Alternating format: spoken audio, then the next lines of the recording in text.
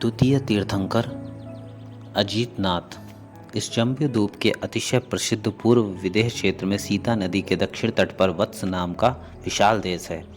उसके सुसीमा नामक नगर में विमल वाहन राजा राज्य करते थे। किसी समय राज्य लक्ष्मी से निष्प्रह होकर राजा विमल वाहन ने अनेकों राजाओं के साथ कुरु के समीप में दीक्षा धारण कर ली। 11 अंग का ज्ञान प्राप्त कर दर्शन विशुद्धि आदि 16 करण भावनाओं का चिंतन करके तीर्थंकर नाम कर्म का बंद कर लिया। आयु के अंत में समाधि मरण करके विजय नामक अनुत्तर विमान में 33 सागर आयु के धारक आमिंद्र हो गए।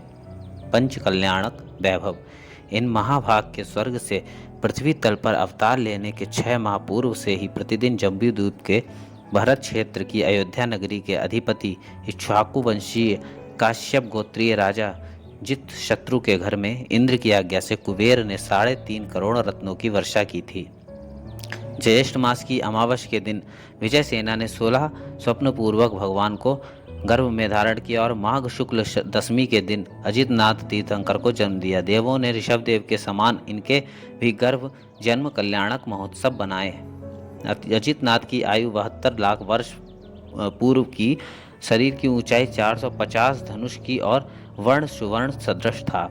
1 लाख पूर्व कम आयु अपनी आयु के 3 भाग तथा 1 पूर्वांग तक उन्होंने राज्य किया। किसी समय भगवान महल की छत पर सुख से विराजमान थे, तब उल्कापात देखकर उन्हें वैराग्य हो गया। पुनः देवों द्वारा आनीत सुप्रभा पालकी पर आरूढ़ होकर माघ शुक्ल नवमी के दिन सहेतुक वन में सप्तपर्ण वृक्ष से नीचे 1000 राजाओं के साथ वेला का नियम लेकर दीक्षित हो गए। प्रथम पारणा में साकेत नगरी के ब्रह्म राजा ने पायस का आहार देकर पंचाश्चर्य प्राप्त किए। 12 वर्ष की छद्मस्त अवस्था के बाद पौष शुक्ल एकादशी के दिन सायं के समय रोहिणी नक्षत्र में सहेतुक वन में सप्तपर्ण वृक्ष के नीचे केवल ज्ञान को प्राप्त कर सर्वज्ञ हो गए।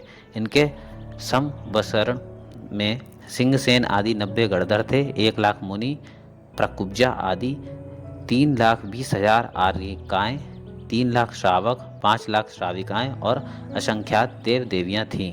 भगवान बहुत काल तक आर्यखंड में विहार करके भव्यों को उपदेश देकर अंत में सम्मेदाचल पर पहुँचे और 1 मास का योग निरोध कर चैत्र शुक्ला पंचमी के दिन प्रातः काल के समय सर्व कर्म से छूटकर सिद्ध पद प्राप्त किया।